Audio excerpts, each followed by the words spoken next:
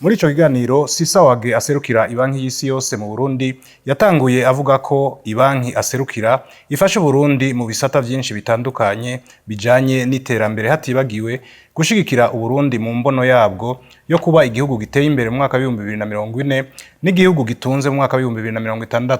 Hawa Sisawage ati turafise amafaranga angana n'umuriyardi n'imiliyoni amajana 3 y'amadolari y'abanyamerika agenewe gufasha imigambi 16 harimwo indero imigambi 2, amagara y'abantu imigambi 3, amasoko ntanga nguvu n'iyindi migambi, ibikorwa vya leta, amabarabara n'ibindi vyinshi birimwo ubuhinga bwa none. Arongera akamenyesha ko baheruka kugiranira ibiganiro na leta kugira ngo barabire hamwe aho imigambi ifashwa n'ibanki y'isi yose igeze. Hawa Sisawage aserukira ibanki y'isi yose mu Burundi ati ishigwa mu ngiro y'imigambi dufasha riragorana bivuye ku mvo nyinshi. Mu nama twagiranye n'umushikiranganje wa mbere twarabibonye duca turavugana ivyokorwa kugira ngo iyo migambi ije mu ngiro gutyo abene gihugu igamije ibashikire yongere ibagirire akamaro.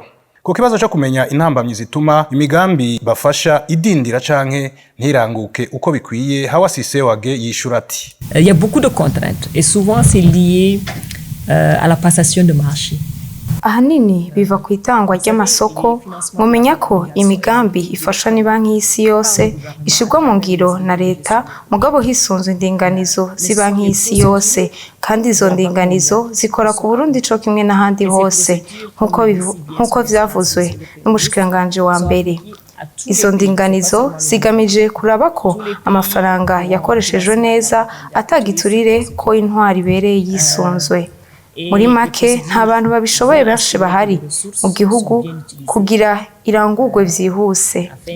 Donc il n'y a pas assez de capacité dans le pays pour leur application rapide.